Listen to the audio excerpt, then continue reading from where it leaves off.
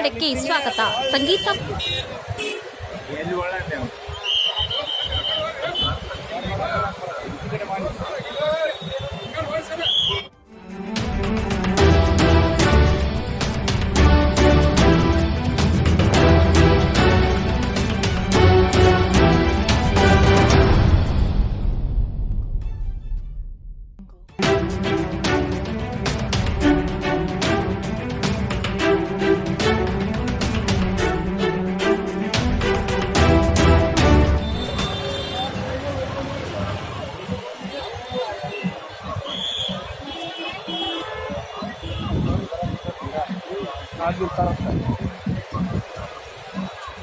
ಅವ್ರೆ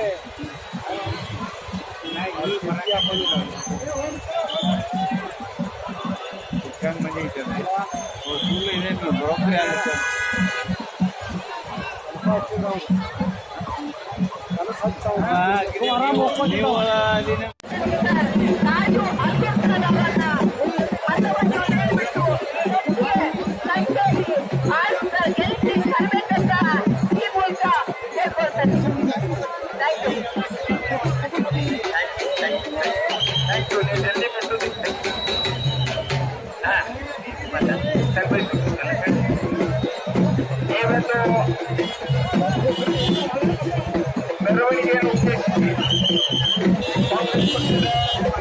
ನಲ್ಲಿದ್ದಾರೆ.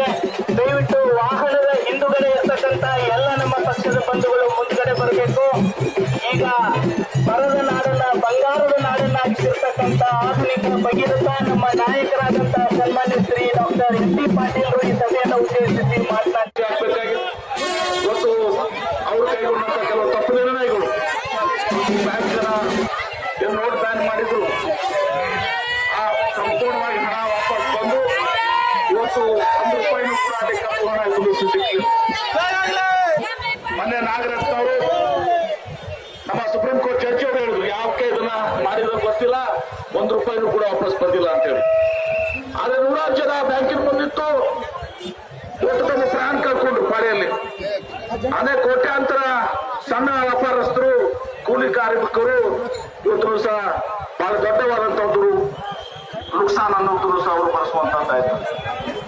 ಇವತ್ತು ರೈತರ ಆದಾಯ ದ್ವಿಗುಣ ಮಾಡ್ತೀವಿ ಅಂತ ಹೇಳಿದ್ರು, ರೈತರ ಆದಾಯ ದ್ವಿಗುಣ ಹಾಕಲಿಲ್ಲ. ಈಗ ಸುಳ್ಳು ಆಶ್ವಾಸನೆಗಳು ಕೊಡ್ಕೊಂಡು ಬಂದು ಕಟ್ಟ ಕಡೆದಾಗಿ ಇದ್ರು ಸಹ ನಾನು ಬಹಳ ಪ್ರಾಮಾಣಿಕವಾಗಿ ನಾನು ಖಾವುಂಗಾ ನಾ ಖಾನೆ ತುಂಬಾ ಅಂತೇಳಿ ಮೊನ್ನೆ ಇವರು ತಂದಂತ ಏನು ಚುನಾವಣಾ ಬಾಂಡ್ಗಳದಾವ, ಇಲೆಕ್ಟ್ರಲ್ ಬಾಂಡ್ಸ್ ನೋಡಿದ್ರೆ ಇವತ್ತು ಯಾರ ಮೇಲೆ ಇಡಿ ರೇಡ್ ಆಗಿದೆ, ಯಾರ ಮೇಲೆ ಸಿಬಿಐ ರೇಡ್ ಆಗಿದೆ, ಯಾರ ಮೇಲೆ ಇನ್ಕಮ್ ಟ್ಯಾಕ್ಸ್ ರೇಡ್ ಆಗಿದೆ, ಯಾರಿಗೆ ಕಾಂಟ್ರಾಕ್ಟ್ ಕೊಟ್ಟಿದ್ದಾರೆ, ಅವೆಲ್ಲವೂ ಕೂಡ ಚುನಾವಣಾ ಬಾಂಡ್ ಅನ್ನ ಅದಾದ್ಮೇಲೆ ಎದುರು ಜೊತೆ ಜಮಾ ಮಾಡಿ ದೊಡ್ಡ ಭ್ರಷ್ಟಾಚಾರ ಎದುರು ಸಹ ನರೇಂದ್ರ ಮೋದಿ ಅವರು ಒಂದು ದಿವಸ ಮಾಡಿದ್ದಾರೆ. ಸುಮಾರು 7,500 ಕೋಟಿ ಅವ್ರ ಮುಖವಾಗಿ ಕಳಿಸಿ ಬಂದಿದೆ.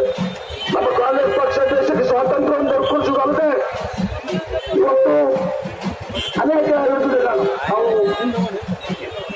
ಮತ್ತೆ ಇಂದಿರಾ ಗಾಂಧಿ ಜವಾಹರ್ಲಾಲ್ ನೆಹರು ಇದ್ದಾಗ ಪ್ರಧಾನಮಂತ್ರಿ ಆದ್ಮೇಲೆ ಇವತ್ತು ಹಸಿರು ಕ್ರಾಂತಿಯನ್ನು ಮಾಡಿ ಒಂದು ಆಹಾರ ಉತ್ಪಾದನೆಯನ್ನು ಮಾಡುವಂಥದ್ದು, ಲಾಲ್ ಬಹದ್ದೂರ್ ಶಾಸ್ತ್ರಿ ಸೀರೆ ಕ್ರಾಂತಿಯನ್ನು ಮಾಡುದು, ರಾಜೀವ್ ಗಾಂಧಿ ಅವರು ಏನು ಮೊಬೈಲ್ ಕಂಪ್ಯೂಟರ್ ಆಧುನಿಕ ಭಾರತ ನಿರ್ಮಾಣ ಆಗಬೇಕು, ಯುವ ಭಾರತ ನಿರ್ಮಾಣ ಆಗಬೇಕು ಅಂತ ಹೇಳಿದ್ರು. ಮನಮೋಹನ್ ಸಿಂಗ್ ಅವರು 75,000 ಕೋಟಿ ರೂಪಾಯಿ ರೈತರ ಸಾಲ ಮೂಲಕ ಇವತ್ತು ಮಹಾತ್ಮ ಗಾಂಧಿ ಹೋಗ್ತಾರೆ.